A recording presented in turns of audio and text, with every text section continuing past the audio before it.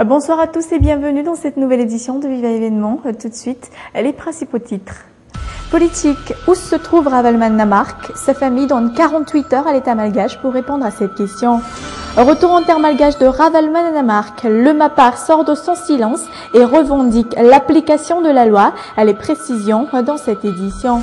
Les hôpitaux de la capitale se chargent quotidiennement en moyenne de 20 à 20 cas de diarrhée aiguë.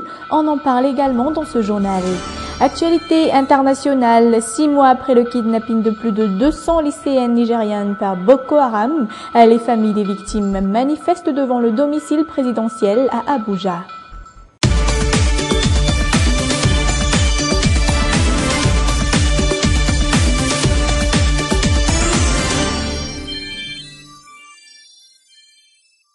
Page politique pour entamer cette nouvelle édition de Viva Événement. Souvenez-vous, la journée d'hier a été agitée. La situation politique à Madagascar bascule en une journée. L'ancien chef d'État Ravalman Namark est rentré en terre malgache sans que l'État ne soit au courant. Quelques heures après son arrivée, il est arrêté par les forces de l'ordre et emmené de force à quitter son domicile de Faravouj. Ensuite, aucune trace de l'ancien patron du TICO. Il disparaît, on ne sait où, mais le président de la République, Eradunarmampian, explique cette soudaine disparition. Ravalman Namark a été, paraît-il, conduit en résidence surveillée pour sa propre sécurité.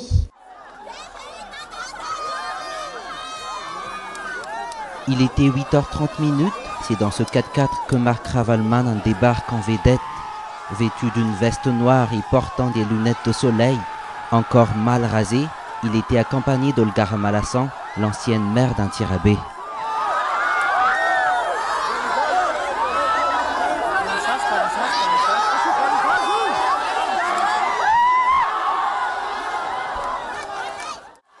Aux côtés de son fils Tudz Ravalman et de sa femme, Marc Ravalman s'est tout de suite adressé à ses partisans.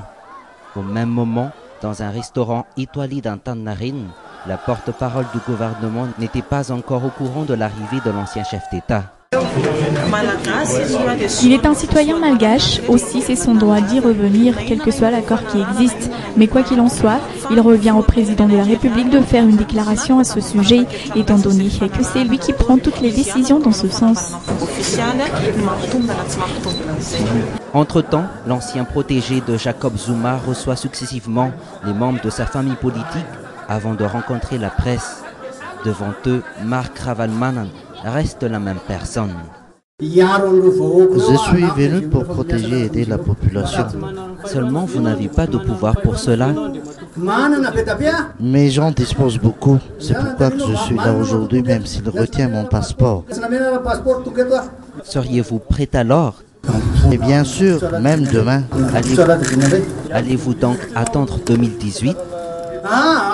Peut-être que je n'aurai pas à attendre. Demande à la population. 2 heures plus tard, vers le début d'après-midi, cagoulés, des éléments du groupe d'intervention de la gendarmerie et des forces spéciales de la police embarquent le patron du TICO devant ses partisans. Ils l'ont arrêté, mais nous allons le chercher. Selon nos informations, ils n'ont même pas le mandat d'arrêt. Cela respecte-t-elle la procédure? Il faut rappeler qu'ils disposent d'un statut d'ancien chef d'État. Depuis, aucune information sur l'endroit où Ravalman a été conduit.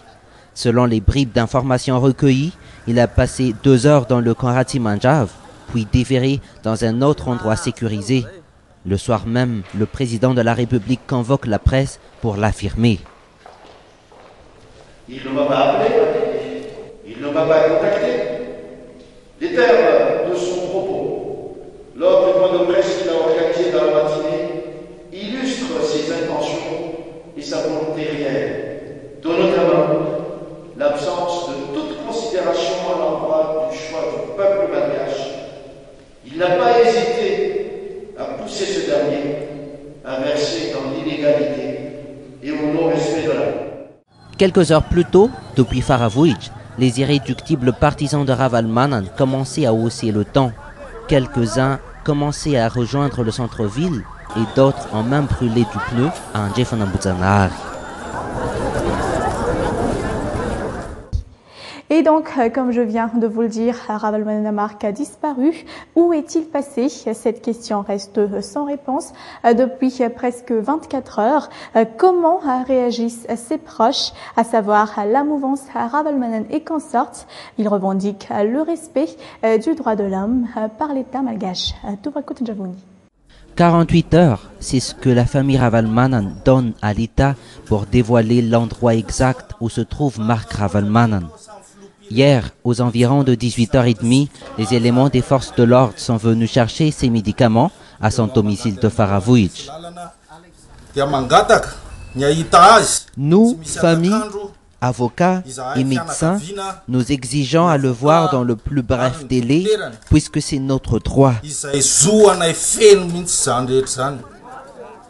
Pour Tuts Ravalomanana, l'un des fils du patron du Tico, si ce n'est pas une arrestation, les événements d'hier ressemblent à un enlèvement.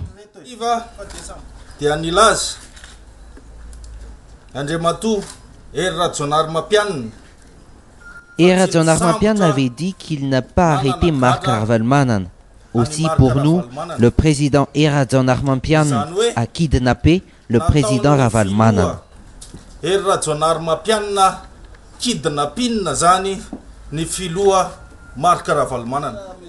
Pour avoir plus de précision, la loi Ravalomanana demande à rencontrer le président de la République Erajonar Mapian.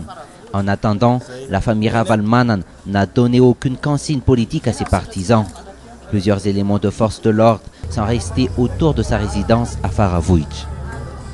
Et dans le cadre de ce retour en terre malgache de Ravalomanana Amark, la situation a beaucoup évolué depuis hier. Comme nous avons tous constaté, les Mapars sortent de leur silence. Il faut appliquer la loi. C'est aussi simple que ça, réitère l'ancienne garde des Sceaux, Razana Massou Christine. Elle dénonce également les incompétences du gouvernement et du régime HVM. Les précisions de Mambo Kafechanienne.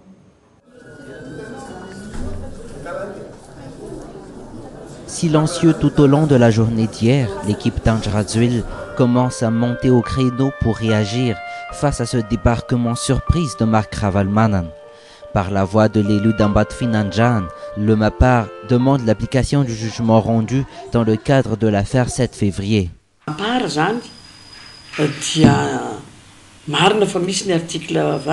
Certes, l'article 20 existe, mais il ne devait pas encore entrer au pays tant qu'il n'y a pas un apaisement.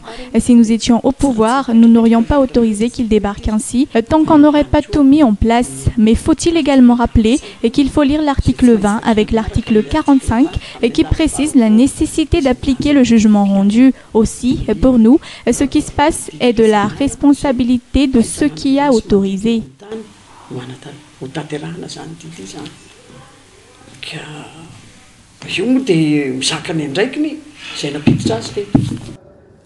Pour l'ancienne présidente de l'Assemblée nationale, les événements d'hier montrent une défaillance flagrante de l'équipe gouvernementale.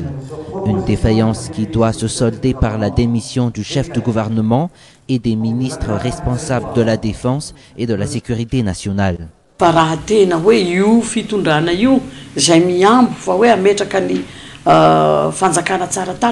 Ce régime parle toujours de bonne gouvernance et d'un État démocratique. Faut-il savoir que dans un État de droit, démocratique et bien gouverné, le premier responsable défaillant démissionne de suite face à un tel scandale. Aussi, le gouvernement ainsi que les ministres responsables de la défense et de la sécurité nationale devraient tous démissionner.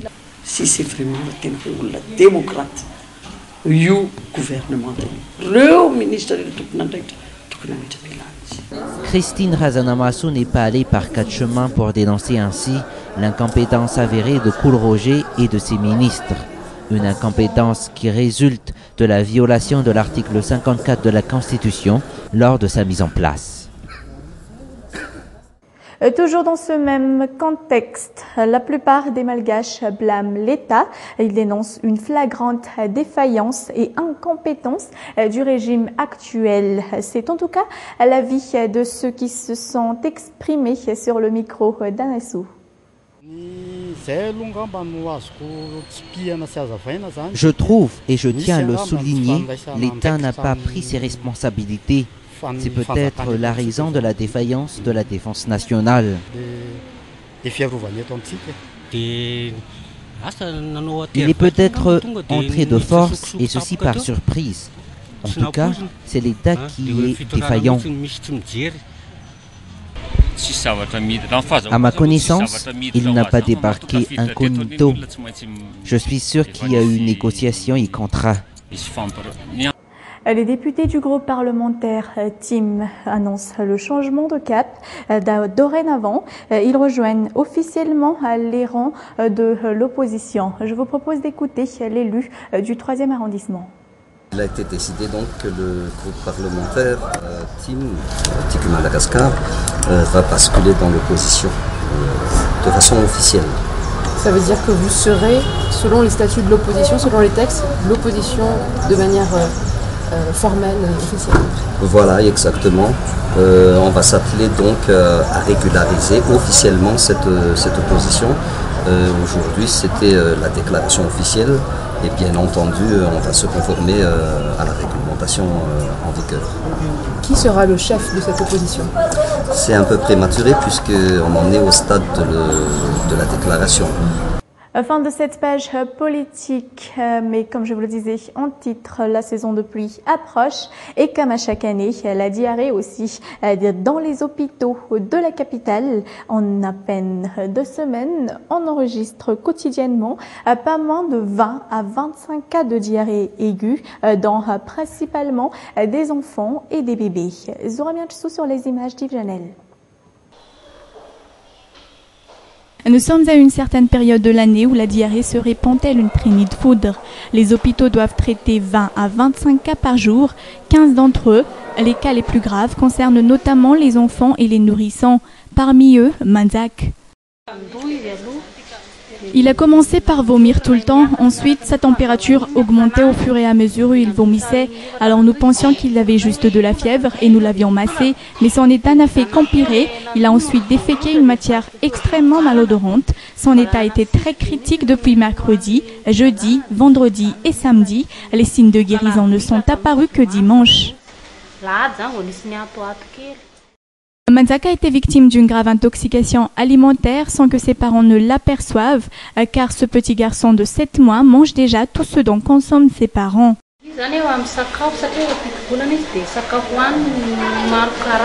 Il ne s'en tient plus au sein maternel vu qu'il a déjà 7 mois. Il mange donc tout ce que mangent les adultes. Nous consommons les mêmes aliments. Manzak est hospitalisé depuis 2 jours et il devra encore rester sous observation pendant encore quelques jours de plus.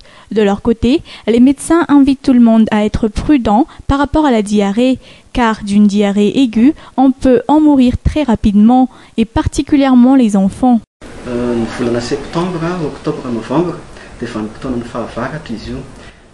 Les mois de septembre, octobre et novembre, nous sommes au printemps. Il pleut beaucoup en cette période de l'année. La pluie véhicule davantage les saletés de la ville, alors que la diarrhée est surtout causée par ces saletés. Pour éviter la diarrhée, il suffit d'être propre, à respecter les règles d'hygiène au quotidien, notamment ceux qui concernent les bébés et les enfants. Il faut aussi éviter de manger des fruits ou des légumes sans qu'ils n'aient été lavés par du savon et de l'eau bien propre.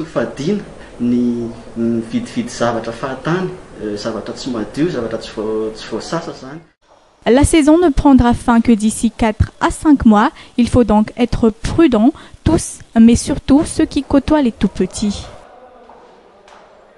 Fin de cette édition. Merci à tous de votre attention. Merci également d'être restés avec nous jusqu'au bout. Prochain rendez-vous demain à la même heure et excellente soirée en notre compagnie. Au revoir.